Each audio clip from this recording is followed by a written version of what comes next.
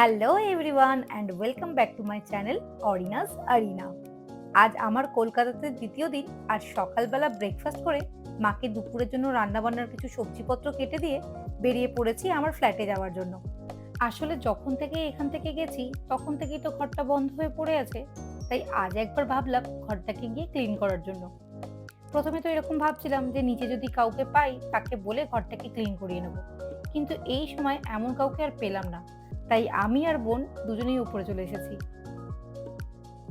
করিনা ঘরের মধ্যে ঢুকেই সবার আগে ফ্রিজের মধ্যে জলের বোতলগুলো ভরে রাখছে, নইলে এই গরমে খাবার জলের বোতলটাও গরম হয়ে যাবে। ফ্রিজ কোথায়? সুইচের নিচের দিকে আছে, এই যে লাগাবি কি করে? জল তো ফ্রিজে ভরে দিয়েছি, এবার সেটাকে ঠান্ডা করতে গেলে সুইচ অন করতে হবে, আর সুইচ বোর্ড পর্যন্ত পৌঁছানোর মতো লম্বা হাত আমাদের কারো নেই। আইয়া, আর একটুখানি, আর একটু লম্বা হয়ে যাবে।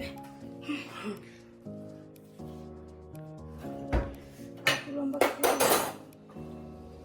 ওইটা বলে লম্বা আছে কোনটা? আমি দেখ হয়েছে।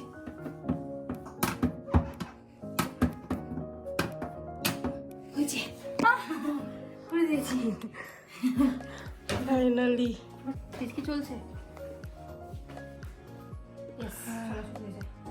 চলুন ঘরটাকে এবার ক্লিনিং করা শুরু করি।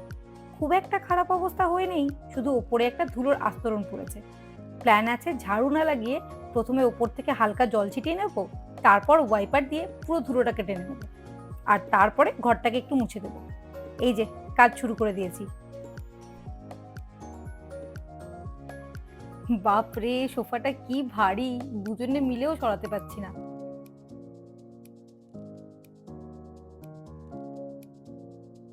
আমি পুরো ঘরে ওয়াইপার টেনে ঘরটাকে মুছে দিয়েছি, আর বোন ঘরে যত টেবিল বা ডেস্ক আছে সেগুলোর উপরে সমস্ত ধুলো টুলো সব ক্লিন করে দিয়েছে।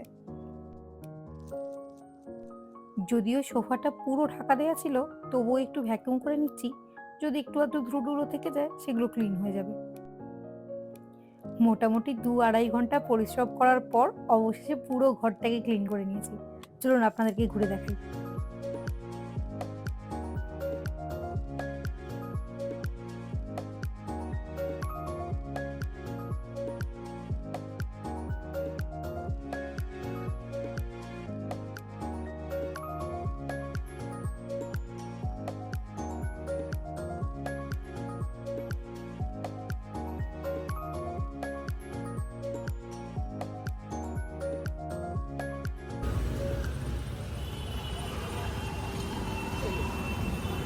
একটু এনার্জি নেই, শরীরে কি কারণে? ফেরার সময় দুজনে মিলে রাস্তার ধারে দাঁড়িয়ে ডাব খেলাম। তারপর বাড়ি ফিরে দেখি বাবা অপেক্ষা করতে করতে লাঞ্চ করে নিয়েছে। এখন শুধু মা, বোন আর আমার পালা।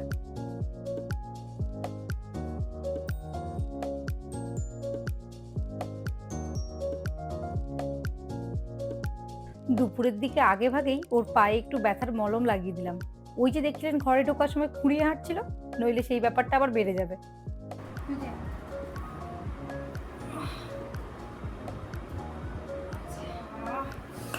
Thank you.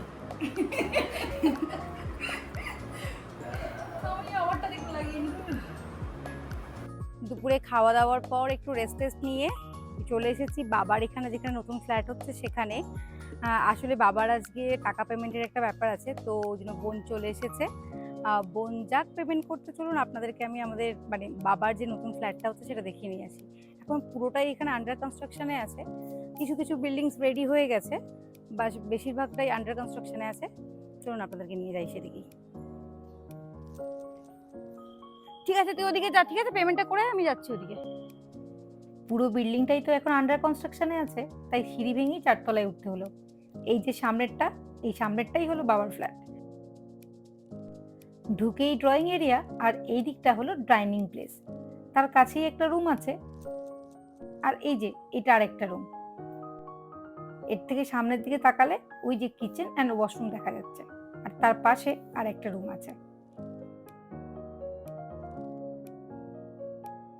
চলুন এবার নিচে যাওয়া যাক। নিচে নামতে গিয়ে হঠাৎ করে জলের ফোঁটা চোখে পড়তে আমি প্রথমে ভাবলাম হয়তো বৃষ্টি হচ্ছে, তারপর ওপর দিকে তাকিয়ে দেখি ছাদ থেকে জল পড়ছে। তাই হোক, নইলে এক্ষুনি দেখলাম নিচে ঝলমলে রোদ, এক্ষুনি আবার বৃষ্টি কি করে শুরু হয়ে যাবে। সন্ধেবেলা আমরা সবাই মিলে দিদার জন্য শাড়ি কিনতে বেরিয়েছি। কাল তো জামাই ষষ্ঠী, আর এবছর যেহেতু প্রীতম নেই, মানে জামাই যেহেতু আসতে পারবে না, তাই কাল বাবার সাথে সবাই মিলে মামা বাড়ি যাবো।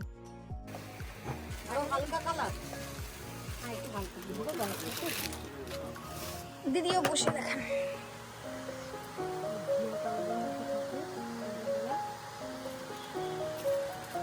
চলুন শাড়ি কিনে এবার বাড়ি যাই। কাল আবার দেখা হবে যখন মামা বাড়ি যাব। আর আজকের ব্লগটা এখানেই শেষ করছি। ধন্যবাদ।